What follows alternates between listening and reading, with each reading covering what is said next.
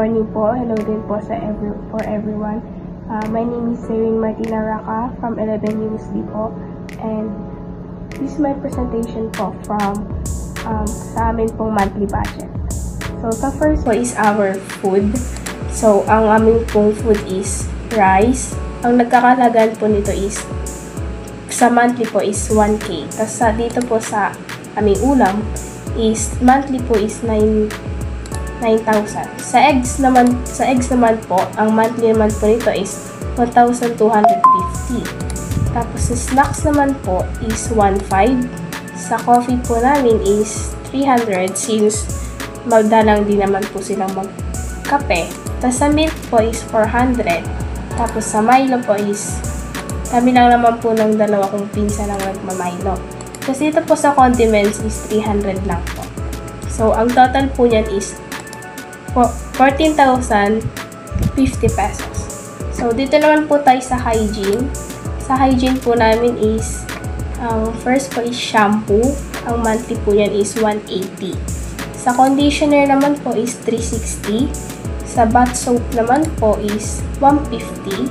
Sa toothpaste naman po is 120. And sa toothbrush po is monthly lang naman po ito na napapalitan. So, 75 po. Sa tissue naman po is 55. Sa wipes naman po is madalang lang din po kami mag-wipe. So, 45 pesos po. So, sa pads po is monthly lang din naman po kami nagkakaroon. So, 78 pesos po. Sa cotton buds naman po is 28 pesos lang po. Tapos sa alcohol naman po is 56. Tapos sa skincare po is 700. Sa lotion po is 360. And sa deodorant po is 150. So, nagkakalagan po siya ng lahat total po is 2,357 po. So, dito naman po tayo sa cleaning materials. Sa detergent powder po is 196 po. Sa detergent soap naman po is 54. Sa fabric conditioner po is 184. Sa Zonrox po is 25.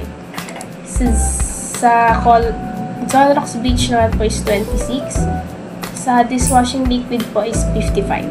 Sa dishwashing powder po namin is 198. So, ang total expenses po nun is 740 pesos po. So, dito naman po tayo sa utilities po namin. Sa electricity po namin is monthly po nito is 1,300 po. Sa water naman po is 1K naman po. So, nagkakahalagaan po ito ng 2,300 pesos po. Sa transportation expenses naman po, since meron po kaming motor, ang gasoline po nun monthly is 500 po. Sa maintenance naman po nito is pag nagkakaroon po ng kunwari po sa motor ng problema is ito po yun. So, ang total po nun is 1,000 po. Sa children's allowance naman po, ito po yung educational allowance po namin. So, dalawa po kami ng kapatid ko. So, sinama ko na din po siya since college din po siya. So, ang po nun is 4,000 po. Sa other expenses naman po is wala naman po masyado yun, kaya konti lang po. Sa savings po namin is 2,000 po. Sa church duties po namin since ito nga po yung sa 1K naman po. Tapos sa meron pong alaga yung kuya ko ng chicken, kaya 500 po.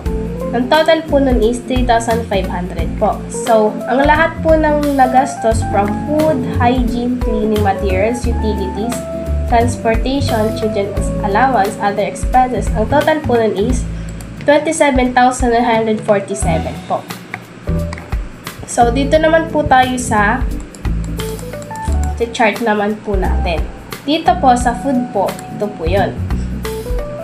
Sa cleaning materials, ito po. Sa hygiene, ito po. Sa utilities, ito po. And ito po sa transportation. Ito po sa educational. And ito po sa chart title. Ito po yung last po. Yan po yung others expenses. Hindi natin nalagyan.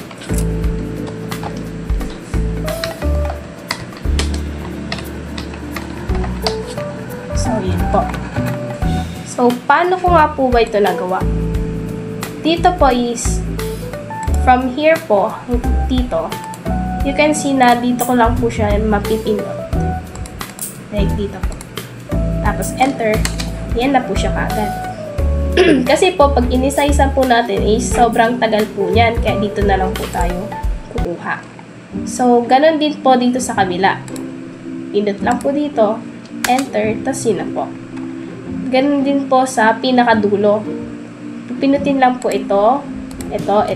Then, ito na po yung kakalabasan niya. Try naman po natin sa chart. So, try po natin siya dito sa rice po. Sa food natin. Pinutin nyo po to. Control. And this po. Tapos, punta po tayo sa insert. Hanapin po natin yung chart. Pwede po ditong 2D, 3D, or donut po. Pwede naman po itong mga graph na ganito po na 2D column, 3D column, 2D bar, 3D bar. Pwede din po itong 3 map or anything po na pwede nyo pong pagkuhanan. So, punta po tayo dito sa sa ganito na lang po para makita nyo po. So, ayan po. Tapos dito po is yung chart title. So, ano pong title natin is food. So, papalitan po natin siya ng food po. Yan. So, makikita nyo po dito yung range po niya na kung magkano po monthly. Tapos, dito po yung expenses po niya. So, ayan po. Dito lang po natin siya makikita. So, kung gusto nyo pong palitan ng color, makikita nyo po siya dito. Pinutin nyo lang po ito. Ito po yung color. Yan. Pili po kayo kung ano pong gusto nyo. Yan. Marami naman pong pagpipilian. So, dito po is, yun nga po, yung values, tapos yung name. Tapos dito po is kung ano pong title, data labels, ganun po. Or data table. Yan. Makikita nyo po siya. Yan. So, yun lang po. Thank you, sir.